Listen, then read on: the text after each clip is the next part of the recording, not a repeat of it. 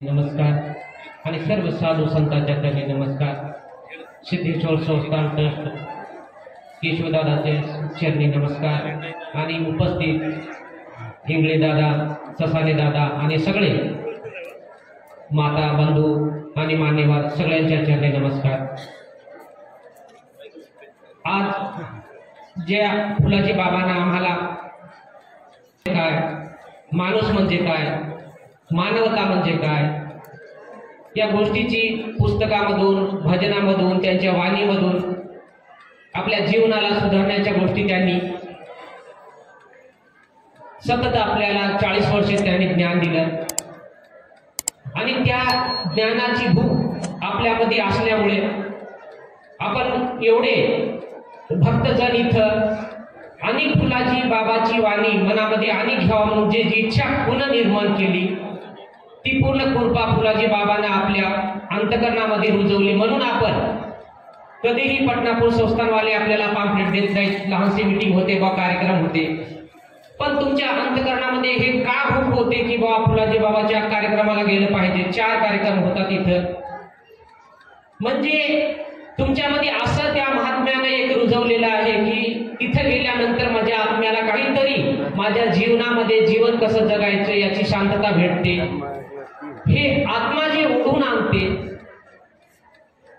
हे फुलाजी बाबांना असं काय दिलं की आम्ही आमच्या प्रपंचामधून 4 कार्यक्रमाला ओढून येतो, अशी भूक इथं आणि काही ज्ञान घेऊन जातो। कोणताही माणूस इथं जेव्हा येते, इथं गुरुवार येते, कार्यक्रमाला येते, पण ती कुणाला इथल्या माणसाला दुःख सांगत नाही मी या दुःख घेऊन आलो, माझ्या जीवनामध्ये संकट आहे, पण इथं येतो, दर्शन घेतो, ध्यान करतो, त्याचा स्वयंपाक करतो, दुसऱ्याला प्रसाद वाटतो आणि आनंद रूपाने इथं निघून जातो। अशी काय शक्ती फुलाजी बाबांना दिली असेल आपल्याला? हे अंतकरण का फुलाजी बाबा सोबत जुडायला? फुलाजी बाबा नाही असं कुणालाच वाटत नाही, फुलाजी बाबा आहेत, सगळ्याला जय गुरु करू वाटते। लोक इथं येतात, त्या तपभूमीमध्ये जातात, पण तिथेही विचारत नाही की फुलाजी बाबा कुठे तप केलं, काय केलं, कसं केलं, काही प्रश्न कुणाच्या मनामध्ये निर्माण होत नाही। असं काय फुलाजी बाबांना आपल्याला सांगितलं? तर फुलाजी बाबांना आपल्याला असं सांगितलं की ते आपल्याला कळायला नाही, पण सांगितलं अरे तुझ्या पायामध्ये देव आहे रे, अरे मला देवाने पाठवलं, तुला बी देवाने पाठवलेलं आहे रे। हे आपल्या अंतकरणाने गोष्टी आपल्याला आठवण करून दिलेल्या आहेत की पक्का म्हणजे निश्चय झाला आपला की माझं जे पटनापूर आहे हे सद्गुरूचं माझं गाव आहे, माझं बंधन आहे। ही आठवण आपल्या आत्म्याला झालेली आहे।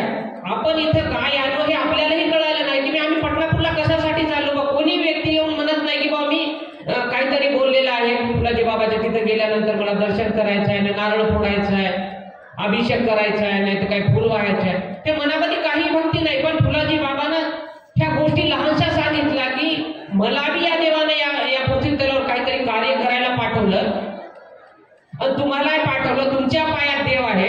आज सकाळी सकाळी एक चर्चा झाली होती, त्याच्यावर थोडंसं निघलं, तुमच्याही पायात देव आहे म्हणलं तर मी सोचेल बा आम्ही कोणाला हे शब्द जर फुलाजी बाबा म्हणलं तर आम्ही म्हणतात बा आम्ही पूजापाती केली नाही, कुणाचं बरं केलं नाही, कुणाला उपकार केला नाही।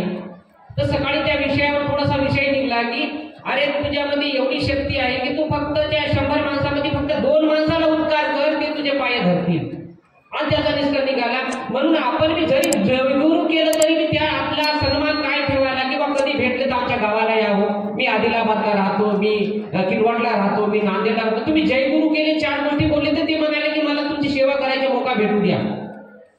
म्हणजे ही प्रेम भावना पुन्हा निर्माण केली की साध्या त्या गोष्टीला कळालं। आणि बघा आपला जे फुलाजी बाबांना साधा मार्ग सांगितला, अनपढ माणसाला सांगितला, त्याने पूजा पाती हे काही करा म्हणून सांगितलं नाही, फक्त ध्यान करा। हो ध्यान करा म्हणले, पण याच्यात मी काही मागू नका म्हणले, पण दुसऱ्या देव धर्माने गाय देतो म्हणून म्हणा, नाही तर फुलं वाहतो म्हणा, नारळ फोडतो म्हणा, दुसरे देव असे आहेत की ते काही दिल्यावर तुम्हाला देता म्हणून सांगितले आहे। म्हणजे ती पब्लिक अशी परेशान आहे की तुम्ही सांगा आता इथं स्नान करायचं पुण्य तुमचं पूर्ण भेटते म्हणलं तर माणूस पळत चाला तिथं की खरंच असेल बा साधू संत सांगायले पुण्य होऊन जाईल आमचं आंघोळ केलं तर। पण फुलाजी बाबांना तर ध्यान केलं तरी मी तुम्हाला काही पाहिजे म्हणून हे की देवाबद्दल कन्फ्यूज राहिलाच नाही। इथला कोणताही बाबाच्या मार्गात फुलाजी बाबाच्या मार्गात कधी म्हणणारच नाही, कारण त्या फुलाजी बाबाने शंकाच मिटवून टाकली। फुलाजी बाबांना सांगितलं तुझा आत्मा तुझा